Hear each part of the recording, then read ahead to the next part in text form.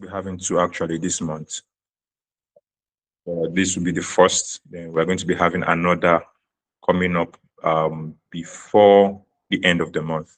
So I'm glad to have every one of us here, and others will be joining shortly. You know, as we continue. So we just begin now in order to save time. Because we are time conscious, we keep to time.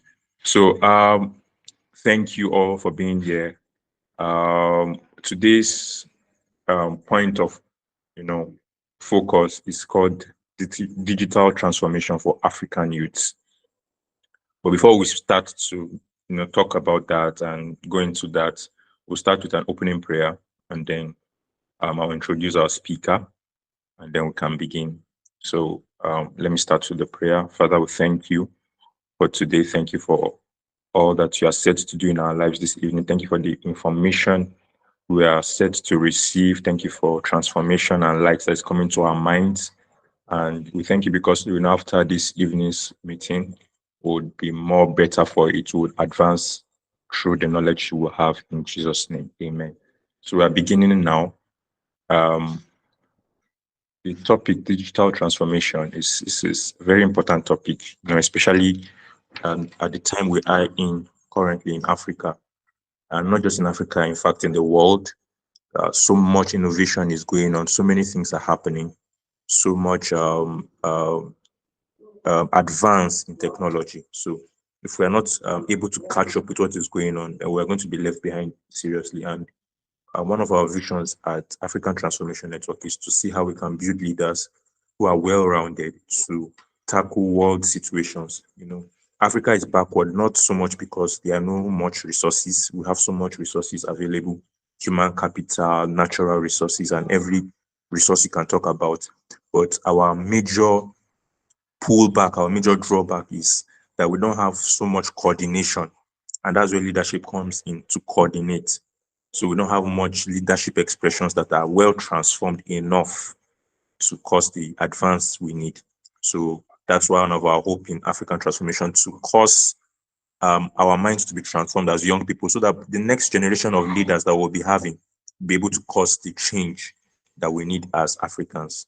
All right. So digital transformation is talking about how we can apply technology to different things that we do, career, business, and every other way. So I'll allow the speaker to speak about that. Our speaker for this evening. Apologies for any background noise. Hope we can all hear me clearly. Please, can I get our comments in the section to know that we are hearing me, that I'm audible? You can just drop it in this comment section. All right. Thank you. And then you can also let me know from which country you are listening in. I know I can see some people I know on the call from Nigeria, the Gambia, Zambia. So just drop it so that others too can see you and know where you are coming from.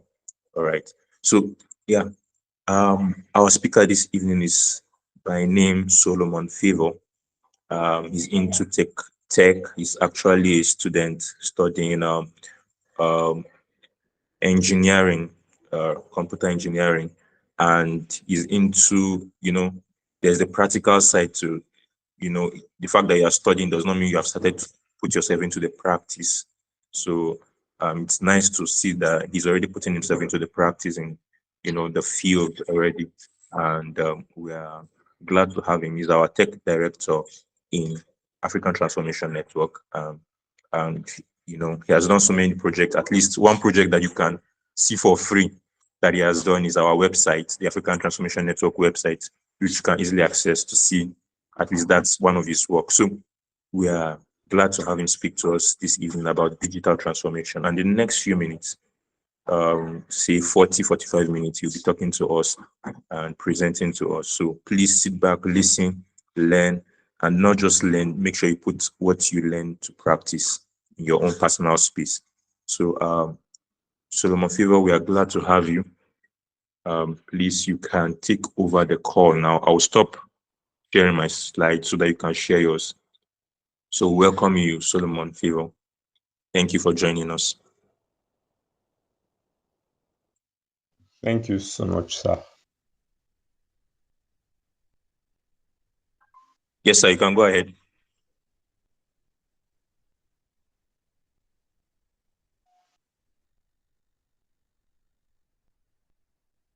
Okay. Am I audible? Yes, you are.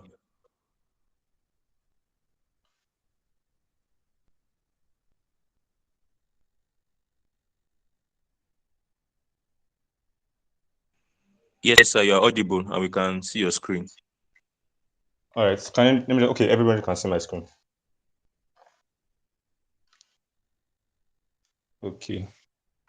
Before I continue, I would like to first of all appreciate the president of ATN, Sir Mr. Faith Solomon. Thank you so much for this opportunity to speak this program on digital transformation. I also like to welcome everybody participating from various countries, all over Africa. You are welcome. Hopefully, we'll be able to accomplish much in this meeting, and I believe I'll be able to impact as much knowledge as I can, and you'll be able to apply them in various areas. So, thank you so much to the president and to everyone on the call. Before I continue, let me just confirm again that I'm audible and my screen can be seen. So, am I audible and can you see my screen? Yes, you are audible, sir, and we can see your Okay. screen. Okay. Thank you so much, sir. All right. So, the topic we have before us today is digital transformation. And before I go into a definition or some sort, let me bring an instance or a scenario. Now, I believe everyone on this call, in some way and in some form, has access to a device, either a phone or a laptop or an iPad or a tablet or something that he or she is using to access this call right now. It means you have a phone, it means you have a digital device, and it also means you have access to internet connection. So it means at some point you are digitally transformed to an extent and you're digitally transformed to a degree, because there are some other people who are not on this call, who are not here because they do not have access to these digital devices like phones or laptops or any digital device at all, or they do not have access to internet connection or poor internet connection. So if you are here, it means to a degree you are transformed digitally, and it means you have access to these resources. So the idea of digital transformation now is implementing digital technology into various areas of our lives. Now, we are using Google Meet at the moment, and Google Meet was created by Google, which is a tech company, a very well-known tech company, and it's used for meetings, webinars, online meetings generally. We're talking about 25, 30 years ago, or probably even 20, 25 years ago. Such a meeting like this will probably have to be held at a particular venue, and you have to invite people. And those of you in Zambia or in any other country might not be able to attend, except you maybe take a flight to Nigeria or something. And maybe ATN will now have a headquarters somewhere, and then people have to gather around, and then everybody is coming in and having a seat. So you see that has been transformed through digital technology. Now you don't have to be here physically for us to have this meeting. This meeting now is held online, and you can still gain value. You can still be impacted through online, resources and through digital means, which we are currently using at the moment. So you can see already an application of this idea or this concept of digital transformation. Already it has made meeting easier. I mean, during the COVID-19 period, for instance, when we had to stay at home and all that. In fact, that's when a lot of these things began to, prop up, and a lot of people began to use these resources, especially in Africa. So that's just the context and the idea I'm trying to paint here of what digital transformation is about. We are applying digital ideas, we are applying digital concepts to our lives, various aspects of our lives, and we are seeing it bring results. So that's just the major idea. And now we're talking about for African youths. Now I believe this is a very important topic because just as the president mentioned while he was speaking earlier, how Africa is a bit left behind in various digital landscapes. So that Africa is sort of lacking some things needed to actually progress. Various nations in Africa are defaulting in digital transformation.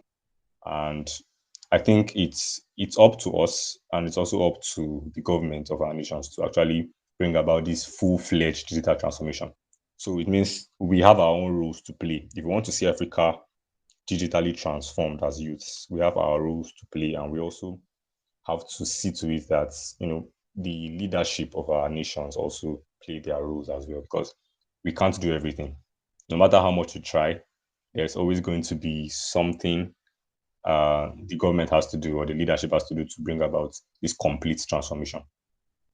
Now, Africa is definitely behind in a lot of areas, but I believe the future, the aim, the plan, and this is one of the reasons why ATN is here. The plan, the vision is that we also compete at this global scale.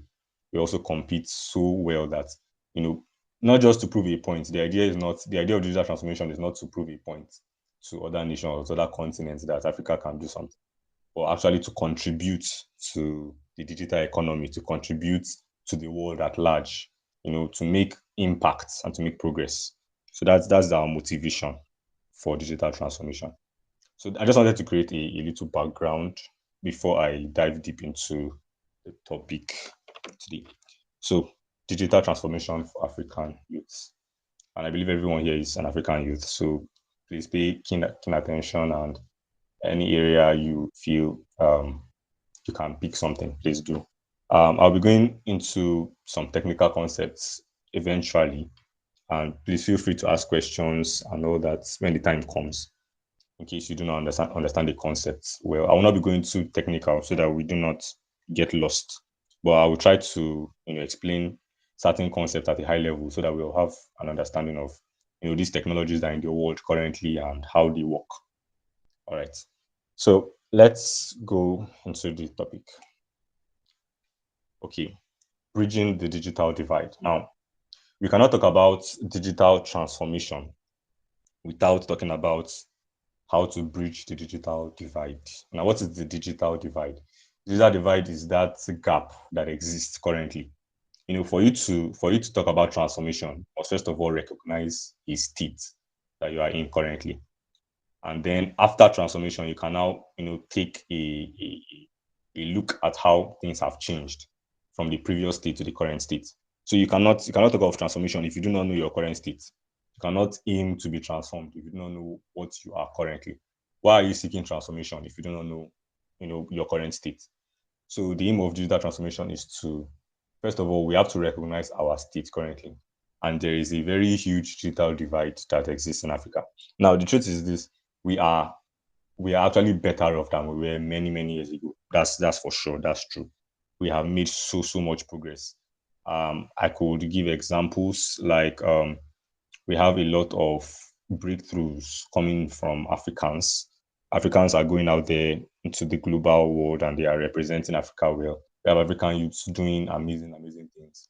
We have engineers, making large contributions, and even people from here who work remotely, for instance. Remote jobs, you see a lot of Africans being employed by external companies because they know what they can get from us, and so this gap is actually being closed. This digital divide is actually being bridged. But you see, we are not yet there. There's still a gap that exists, and we have to recognize that gap. And the truth is, some people are going ahead, some people are being left behind. So if we want Africa to be fully digitally transformed, we must recognize everybody. Everybody has to be involved. We cannot have a set or a group of people making progress digitally and another group being left behind, and then we expect that Africa will be digitally transformed. No, that won't happen. So this digital divide is that gap that exists in knowledge, in resources, and various infrastructures that could help in bringing digital transformation.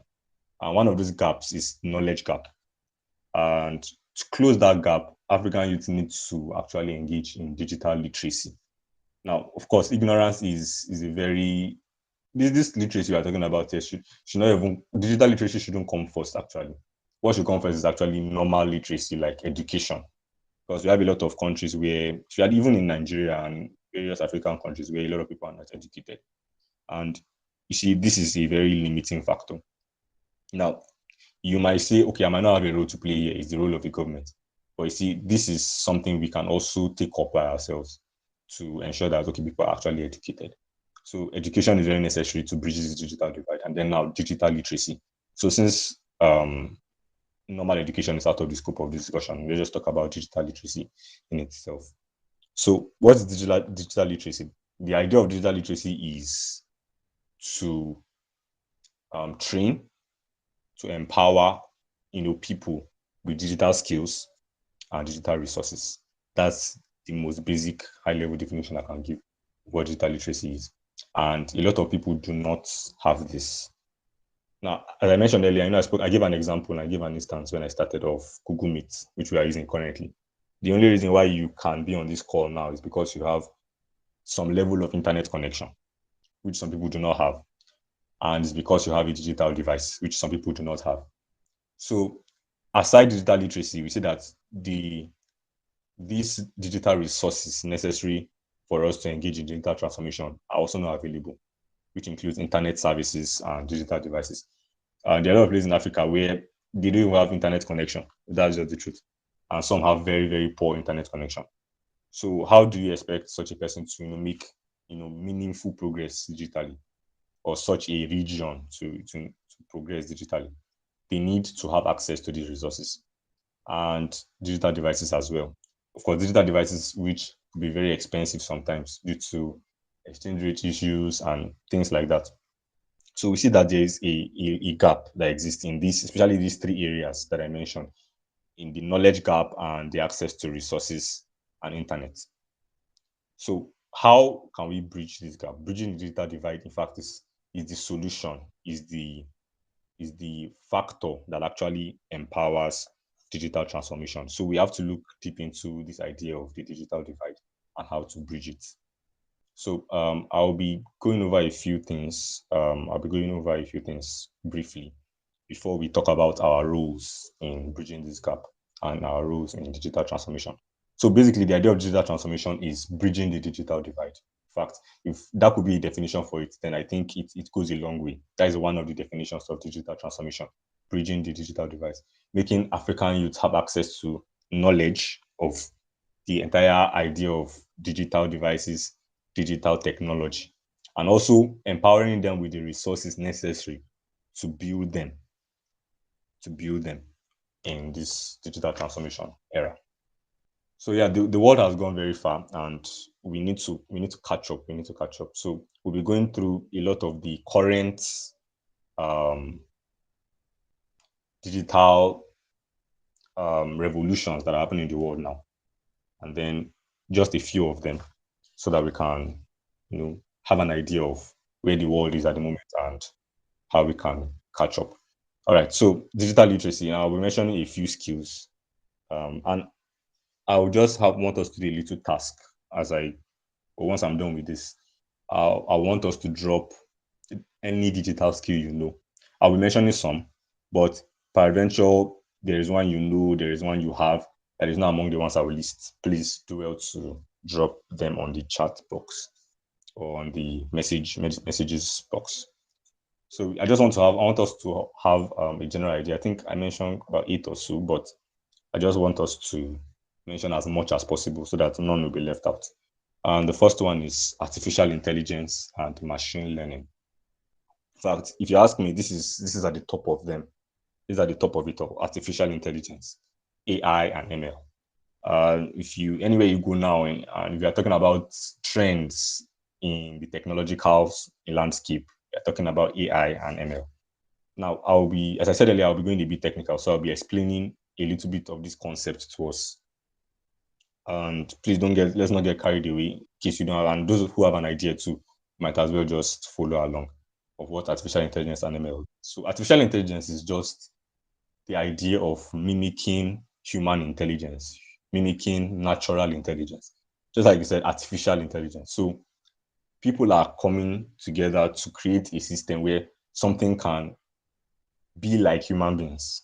Of course, it's not going to be 100%, accomplishable. It's not going to be something that you are expecting to see happen But artificial intelligence is becoming better and better, such that sometimes the responses you see from artificial intelligence, if you are not careful, you could mistake it for a human person or a human being. So how does it work? How does artificial intelligence work? Now, the idea of artificial intelligence is data, data, bunch and bunch of data, like massive loads of data. They get plenty data from the past, from the internet, from all resources, and then they use that data to train what they call models. Now, these models now develop a function or a graph that can be used to predict future data. That's the basic way I can put it. Now, for instance, let me use human beings, for instance. Everything you know now, you learnt. Everything you know now, you assimilated, you accumulated over the years. From when you were young till now, you kept learning, and now you know a lot of things. Now, these things you know, you can apply to do other things, to do new things that you didn't learn, right? So the idea of artificial intelligence is teach machines how to do things by themselves, how to do tasks by themselves. And that's the idea of machine learning. Machine learning is a subset under artificial intelligence. And there are various ideas of artificial intelligence. We have computer vision, which deals with using cameras to view things and recognizing things. For example, face recognition softwares and things like that, they use computer vision. You have natural language processing. For instance, ChatGPT, which we use to, we chat with, uses natural language processing. It interprets what you are saying and gives a response that is human-like, right? So we see that artificial intelligence is going very, very far, and a lot more is still being done.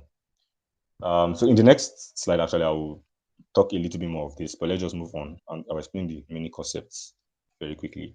We have search engine optimization. Now, I'm mentioning some skills here that could enable us to be literate digitally, that could teach us how to compete in this global scale of the digital world. So, search engine optimization is also one skill which you can learn. Artificial intelligence is one, SEO is another. And what's the idea of search engine optimization? It's to sort of make your website or any other thing that represents you digitally to rank very high on search. That means when people go to Google or go to any other search engine and then they try to find you, they're able to find you very quickly.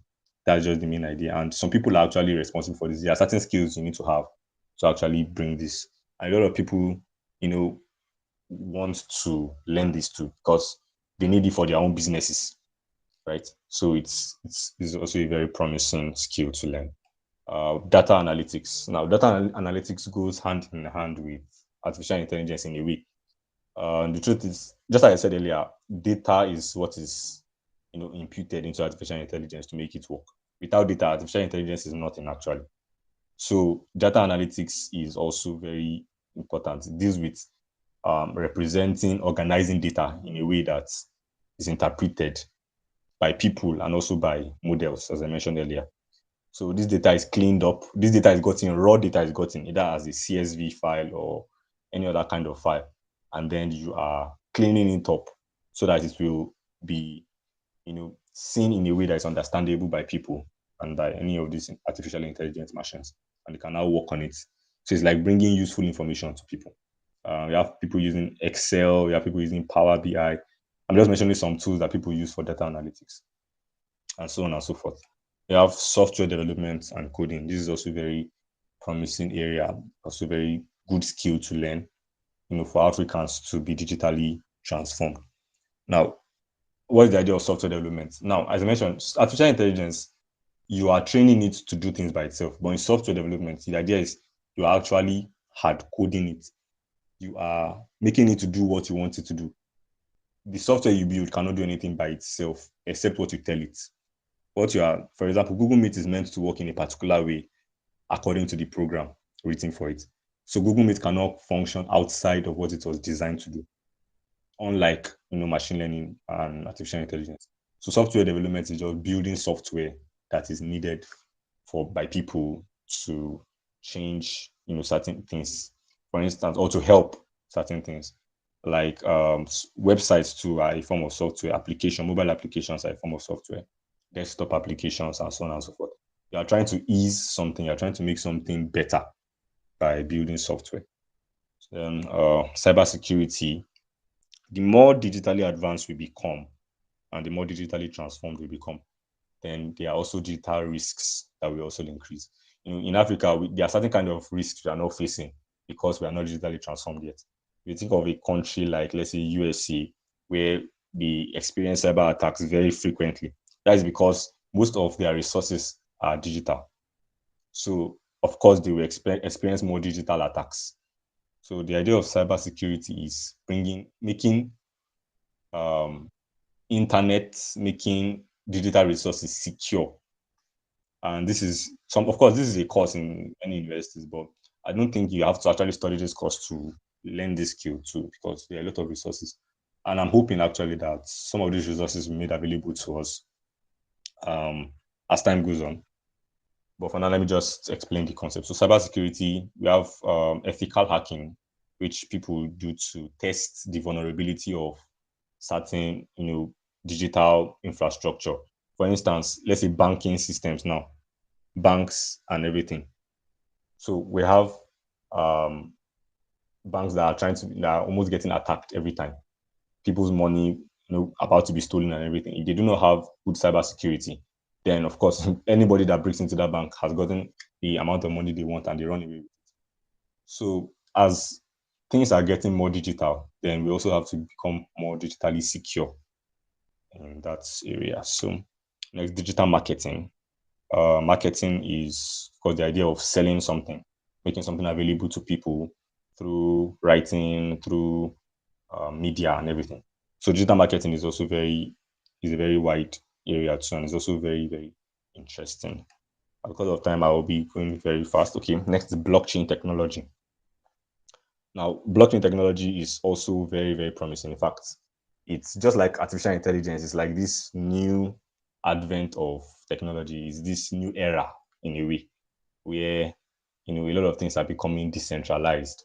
And the idea of blockchain is decentralized technology. It's not just finance, actually. When people think of blockchain, usually they think of Bitcoin, they think of cryptocurrency. But see, cryptocurrency is actually a subset of blockchain. The idea of blockchain is actually decentralization, which means nobody is managing it. Nobody is in charge of what you are doing. You are you are the one in charge of your own, whatever you're doing. You're the one in charge. And you have your own. Let's not put it in terms of money now or digital resources. We have maybe your own wallet, and nobody can access that wallet except you with your own private key or public key, as the case may be. So blockchain itself actually just deals with decentralization, where everybody is in charge of their own workspace. Everybody's in charge of what they do. And this is it has been adopted into the financial world. We now have digital money, things like that. In fact, I think it has been accepted as a legal tender in many countries now, whereby you can pay with, cryptocurrency and all that. So very, also very, very, you can actually work, learn this skill as a developer too, because you can be a blockchain programmer, or you can actually just begin to use it, for digital finances or decentralized finance, as the case may be. Entrepreneurship. Now you might ask yourself, what does entrepreneurship have to do with digital literacy? Well, the truth is this: a lot of people are business oriented, and you need, since the world is actually advancing digitally, you also need to advance your business digitally. And those who have the idea or who have a vision to actually build businesses, to actually think digitally. Gone are the days where you want to market and then you go around with billboards, or well, you can still do that. But you see that now social media is like the real deal for advertisements and all that. So you have to actually change your style. You have to actually adapt to the transformation that is going on now, right? So, oh yes, that's also very true. In the medical field also, yes. Thank you so much, sir, for that. So you see that the applications of all these things are very, very wide. Artificial intelligence also is applied in the medical field, just like blockchain and like so. The field, even political health, finances, and everything. You have applications in every field of life that you can think of. So That's why we need to embrace it. That's why we need to embrace it because you can apply it anywhere. So as I said earlier, I don't know. These are all I have to list, but I wanted to list more. I wanted to mention more digital skills. I will just give 1 or 2 minutes for that. Those who are on the call, please just any digital skill at all, just drop it on the chat box.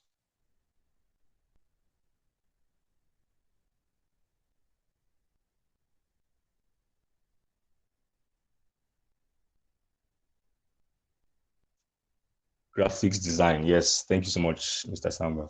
Yes, graphics design is also one amazing. Back to graphics in general. The flyer for this program was designed, by a graphics designer. So you can see that for marketing and for social media generally, you actually need graphics design because how do you, just as I mentioned earlier, I talked about billboards, right? So to create the billboards for social media, you actually need graphic designers. And their scope is not just for flyers, they have other applications as well. Graphic design is also applied in various other areas, not just flyers and posters and all that. So graphic design is also very broad. Animation, yes, that's true. Video animation and everything. See, the world is really moving fast and we need to catch up too. Computer modeling and AutoCAD, yes. So in fact, graphics generally, computer modeling and AutoCAD, they usually fall under graphics. Videography and photography, yes.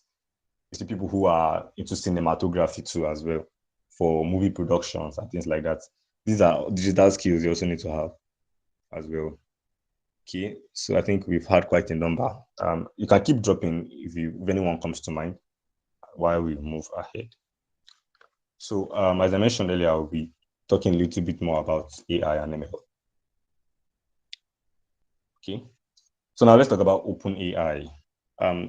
Now the reason why I'm giving focus to this is because the others are extremely relevant as well. But you can see that this AI and ML has its application even in these areas, even in the other areas I mentioned. AI and ML has application in software development. So you see people who are AI can generate codes for you. If you want to build an app that does something now, you can actually go to an AI tool and it will generate it for you. So you see that this is very powerful. It can apply to graphic design, it can be applied to a lot of other areas too. So, and some people are afraid now that AI will replace them. A lot of jobs, a lot of companies, they are beginning to see the powerful effect of AI. And they believe, okay, maybe a few years from now, people will get replaced and all that. But the truth is, you cannot get replaced by AI if you know how it works, if you know how to use it, if you know the foundational knowledge about it, it will be difficult for you to get replaced by it because rather than it replacing you, it will become a tool for you to become it's a situation like man versus machine. You use the machine. Man uses the machine cannot use the man, right? So the same thing applies to AI and the likes. It's meant for us to use as a tool. And if you know how to use it, it cannot replace you. All right. So let's talk about OpenAI. OpenAI is a company that is at the forefront of this research of AI in general. They are the forefront. They're a research company actually, and they're the ones that are behind the GPT series actually. So you have GPT 3.5, you have GPT 4, and now I think of recent there's this GPT 4.0, which has more capacity and capabilities than the others. So what is GPT? GPT actually it's an acronym for generative pre-trained transformer. Now that let's not go deep into the meaning of that concept, but it falls under this generative AI models. So you can see that whenever you type something on ChatGPT, it brings back something for you. So it's because of these models that does this natural language processing, and then they're able to complete your text for you. As I said earlier, I want to be going too technical so I will not get carried away. But just understand that, okay, the models are behind these things. Data was fed into them. The data that was fed into GPT is different from the data that was fed into another kind of. So you can see that it depends on the task you want it to accomplish. So ChatGPT now is a chatbot, right? As different from maybe DAL-E or the other AI tools. Like here you can see Suno and InVideo AI. These are not chatbots. Suno is used for generating music, in-video AI is used for generating videos, and I've actually used them personally, and I've seen their effects, which is very, very, amazing. So not all AI tools are chatbots. It doesn't have to be typing something and saying. You can actually describe something and to generate an image for you. You can describe something and generate music for you and videos. So you can say that it's very, very broad. Microsoft Copilot is also another tool. Now, these are tools you can actually apply and implement in your own life, in your own area of expertise. You can use all these tools to actually be more productive. As I said earlier, they shouldn't replace you. It should actually make your work better and easier. Gemini, formerly called Google Bard as well. Meta AI, I believe we are all familiar with Meta AI because of WhatsApp and everything. On Meta AI too, you can also generate images. The model responsible for generating images is DALL-E, DALL-E, and that is the model responsible for that. And then, yeah, I mentioned Sunu and the video AI.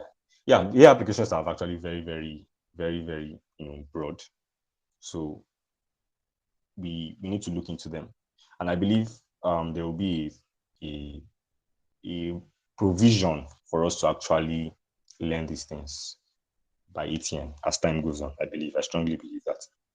Now let's move very fast. What is my role? So now that we have discussed what it entails to be digitally literate, what are the things we need to know? Some of us already mentioned some skills that we have, and I've already mentioned some as well. These are top-notch skills. These are skills that are the top of the world currently. So, of course, we cannot learn everything, right? But at least we can specialize in one, and we can be very good at it, and we can teach others, and we can do. So we have a role to play, and the fact that we have access to a digital device, all of us here do, and that's why we are here. And we have access to internet connection, at least stable internet connection. Then it means we can also make provision for others. So we have a role to play. As I mentioned earlier, too, we cannot play the entire role. We cannot do everything. There's a role the government too we have to play. There's a role institutions we have to play. But I will just be talking about our own role for now before I talk a little about the other roles. Your role is to embrace digital literacy. So those skills you mentioned, you can pick interest. Now, let's say you do not have a digital skill currently, just learn one. You see, this is part of the digital transformation process. You are embracing it. You are learning it. You see, transformation cannot come unless there is knowledge. So you see, knowledge is necessary for transformation. Before I didn't know this, now I know this. Now you are transformed in your knowledge. So digital knowledge is very, very important and is very, very necessary for digital transformation. So embrace digital literacy, pick any of those skills and learn them either on your own or by engaging in other things, which I will also mention later on. So first and foremost, just be open-minded, embrace digital literacy, apply digital skills. As you are learning them, apply them as well in your work. Those AI tools I mentioned earlier, you can begin to use them. You can say that, okay, your work, maybe you're a writer, you can use them for certain things. Maybe you are someone who works in the music, you can use AI to fine-tune certain things. Of course, this thing shouldn't take over your work. It will be very disappointing if the tools that are meant to help us now begin to take over what we do. So, but just see how you can apply these things to your normal workflow. And this is part of digital transformation. Then utilize digital resources for impact. Now we are using Google Meet. I'm using Google Meet as an example because we are all here now, right? And we will not be on this call if Google Meet didn't exist. Probably be using another software, or will not even be here at all. I have to meet physically. So use this digital resource. ATN is using Google Meet as a digital resource for impact, right? So use these tools. Use these tools for impact. Now the world has advanced. The world has gone very, very far. We have to adapt. So the way we used to teach people before, the way we used to make impact before, should actually adapt as well. Should actually be transformed. Should actually change. Then teach others. Teach others. What you know, teach. What you don't know, learn. So that you can teach others as well. See, the more we teach others, and this applies to especially people who are in rural areas and people who do not have access to digital skills. You can go in there and learn. Okay, maybe let me give an instance. Now, this might not necessarily be digital, but there's this man, I think Tunde Onakoya, who's like the founder of Chess in Slums. He he went into rural areas, he went into these places where that have been abandoned and all that, right? And he began to teach them how to play chess. And now you can see how globally recognized he is because of that, that passion to actually see people learn chess. So in the same way for you too as well, maybe you know something, maybe you have a digital skill. And this is something ATN too has been doing. I think for some time now, the community, I think a while ago actually, the community was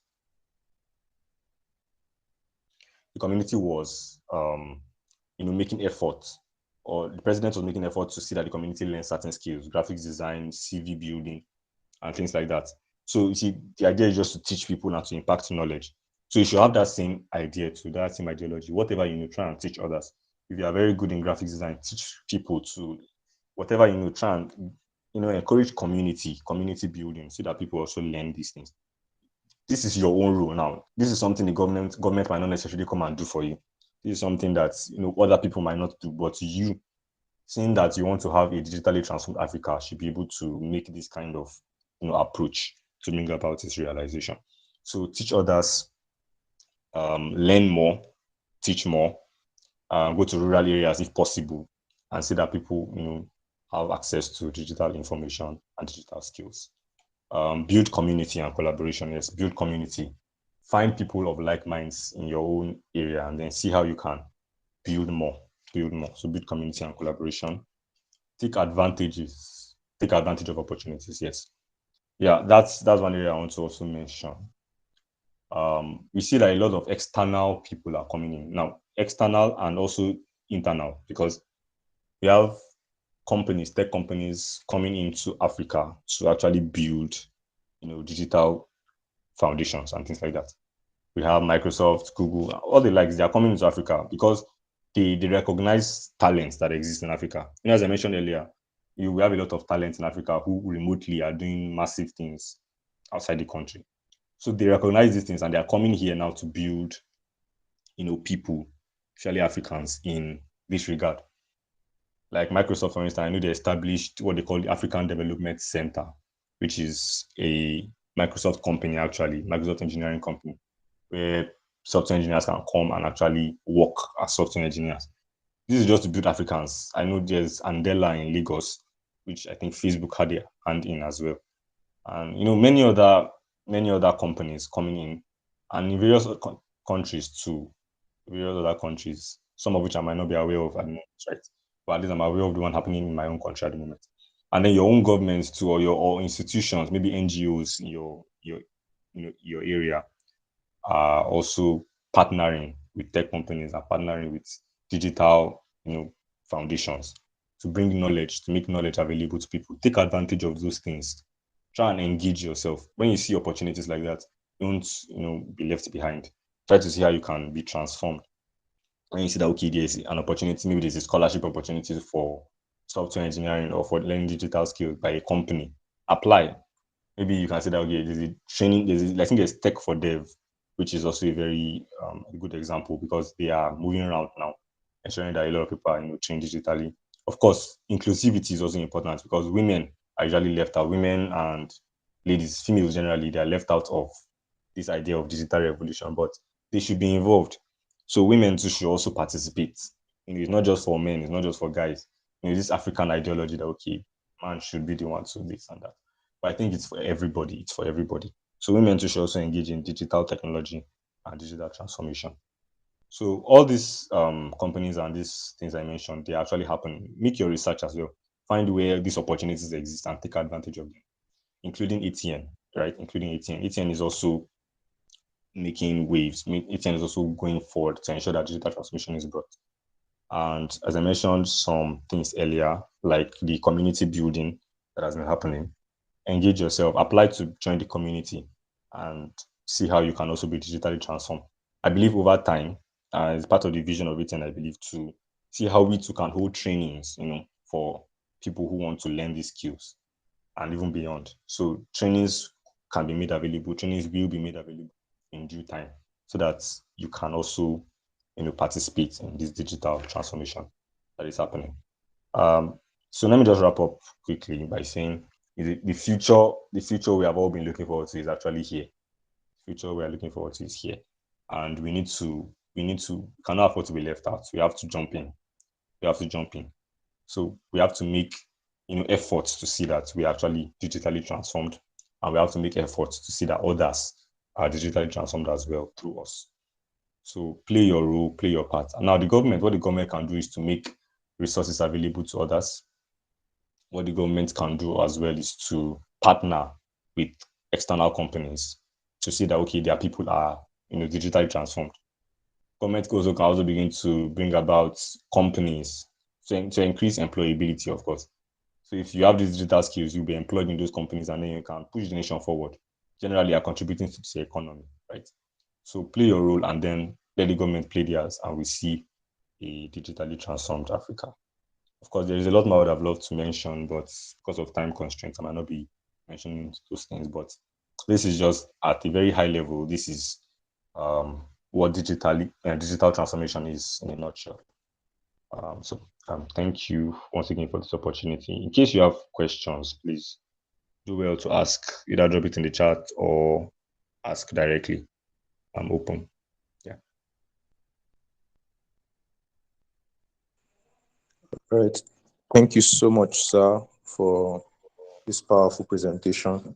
And yes, I know there are actually more things to be said because I know you came very prepared. But because of time, so that people can ask questions and questions can be reacted to, I think we appreciate that you are stopping here to give that room. Thank you so much, sir. I've learned a lot. Actually, even myself, I've learned a lot.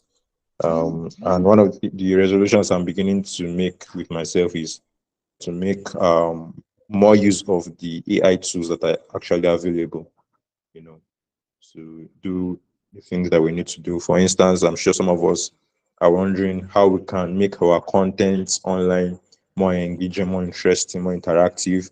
From those tools that we mentioned, those are ways you can actually do them, right? So thank you so much, sir. And some of the skills that I mentioned too are things we really need to go for so that we can make use of them. Sometimes those are tools that can earn you money, right? And then you can also use them to create impact generally. So thank you so much, sir. We appreciate your time. Thank you for delving into this topic deeply for us to learn. Please, if you have a question, you can kindly raise your hand so I give you the room to speak, or you drop your question in the chat so that it can be reacted to. So while I'm waiting for that, I would just like to add a little probably contribution from everything that has been said. Very powerful presentation. Just this last month, I think I started a course that has to do with animation and post-production. And it's an organization. I dropped it on the group for those who might be interested in the second cohort. So I'm part of the first cohort. And I have to always go into Abuja. Abuja is Nigeria's capital. I have to go into Abuja every Saturday. At least I'll be doing that for the next 6 months, trying to learn this particular skill. And I'm trusting God I'll be able to learn it as adequately as I should. One of the things that I discovered in Africa is the animation industry has not been properly exploited in Africa. So I saw a gap there and I really wanted to be part of the contribution to that gap. If it's outside Nigeria, for instance, America, probably Europe, we see a lot of their works, but in Africa you see little. But some works are actually coming up. So that's a place that I think many Africans should focus into. And the organization that is doing the course, I've seen that there's a need for that, and that's why they came up with this program. So I'm just saying, in case some people are interested, you can also join that. So there's the online fees, and then there is the on-site fees. So the online fees, I think, is 3 months. The on-site fees, I think, 6 months, where you get to learn on hand with a teacher on ground, so that you can learn from them, and and everything is provided for you. The computer and everything that you need to learn will be provided. So for those who are interested, yeah. But majorly for those in Nigeria, unfortunately, it's just for those in Nigeria majorly. So but the online fees you can join even if you are not from Nigeria, I believe. So I'm waiting to get a message. Okay, I can see one from Rich Sunday. The proficiency of digitalization is important. In fact, digital literacy is the boldest step in pushing globalization, information, and IT forward. What are the issues faced in trying to push digitalization globally? All right, so I believe our speaker is reading the question, and I'll give him the floor to react to that. Okay. Thank you, sir. Thanks so much for all you've said. In fact, you've put the icing on the cake. Also, the opportunity you presented to this is part of the digital transformation we're talking about. Now, to the question asked about the issues faced in digitalization globally. Since you are referring to a global scale now, not necessarily Africa. Of course, the issues faced in Africa are higher, but if we're talking about globally, then I think I can just narrow it down to maybe two or three basic things. One is the unavailability of compute power. Okay, what do I mean? It means, you see, the world as it stands now, we are not, there are certain kinds of computers, there are certain kinds of, computations we cannot do at the moment. And that is actually hindering a lot of things. You see, there are a lot of researches that are going on how to improve computation power. That means, for example, your CPU or your GPUs cannot do certain things. So there's this limitation in what can be accomplished. But the moment this computation is increased, for instance, now, maybe many years ago now, there were certain kinds of pictures that you couldn't extract things from, but now you can extract from them and then you can use it to do another thing. Or there were certain kinds of things you couldn't do. Maybe there were certain kinds of research areas you couldn't even go into because the computation power was not available. So globally now, the idea is to push forward computation power and see the possibilities that exist right in it. So that's just one area actually. Another is lack of interest. You see, a lot of people are not interested in digitalization. A lot of people either they feel it's too technical, maybe they feel mathematics is involved or something. But you see that that's not always the case. Some people are, of course, not everybody can go into digitalization, right? Because everybody has different areas of interest. But if we have more people actually becoming intentional about digitalization, then we'll see that the transformation will be massive. We'll see that impact to be made in this area. So I think computation power, lack of interest are the two major things I can point to on a global scale now as to why there's a hindrance in digitalization. All right. Thank you so much, sir. And I think I agree with those points perfectly. For instance, the program I was talking about, well, you discovered that one of the problems you encounter is your GPU for your system having to, for instance, render.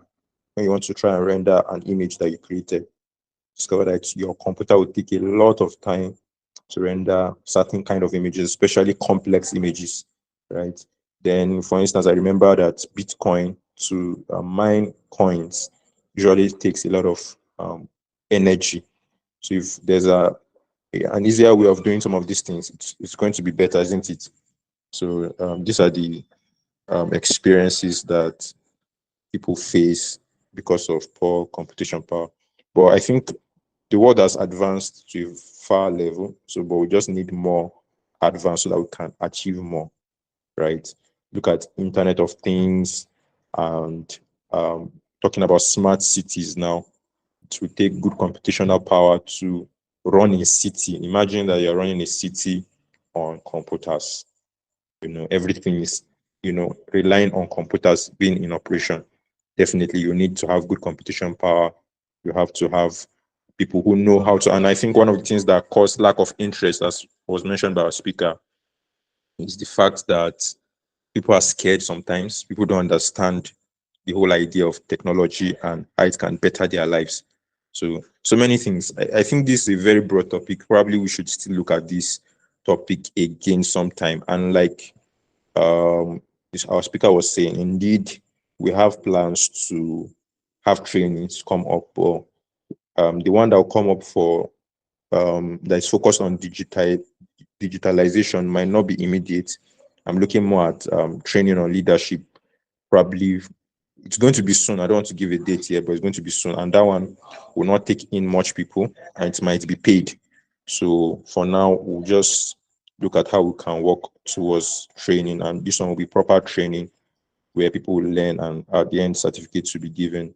And we ensure that what they've learned, they can put to use. All right. So we'll just keep working on that until we're able to come up with something that can be helpful to everyone. So let me just quickly say a big thank you to everyone for joining. I saw a question. Yes, Geoffrey Chifunda. Chifunda, thank you for your question. When is the next session again? We're still going to have another session this month, but that will not focus on digital transformation. It's going to be on gender roles. So we'll be we'll be releasing the flyer for that very soon before the month runs out. So by around the month's end, that's when the program is going to be coming up. So the details will be dropped in the group for us to have that. So the link for this program will be shared on YouTube. Sorry, to be shared to us when it has been fixed on YouTube. It's been recorded. We'll put it together and put it on YouTube so that you can access it. Those who would like to listen again, and for some people who missed, who would like to listen, they can go on YouTube to listen.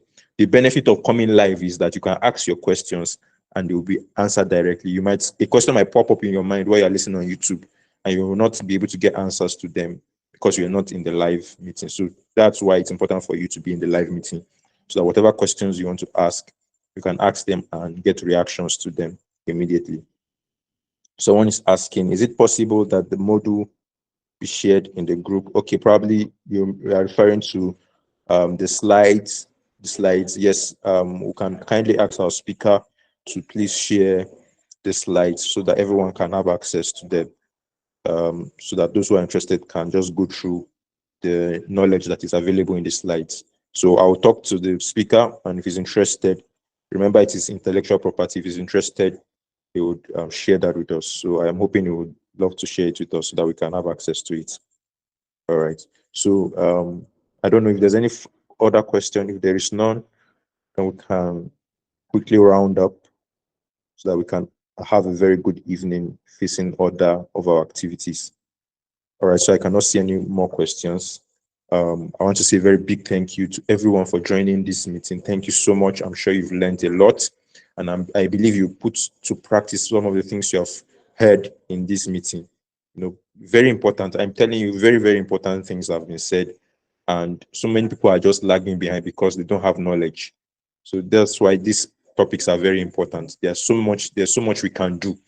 ATN as itself is running because as an organization, we're engaging some of these ideas, and that's why we can reach out to people and be a blessing and cause impact. Like, even though it's for now it's still little, and we're trusting God for higher impact, but at least the little we are doing is because of some of these things that are available.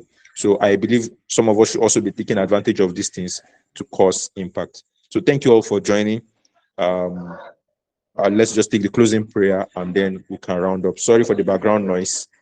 I'm still in my office. That's why. So, Lord, we thank you for everything we have learned. Thank you for everything that we've been able to come across this evening. And thank you because we know that our lives will be better for it. Help us to put to practice everything we have learned in Jesus' name. Amen.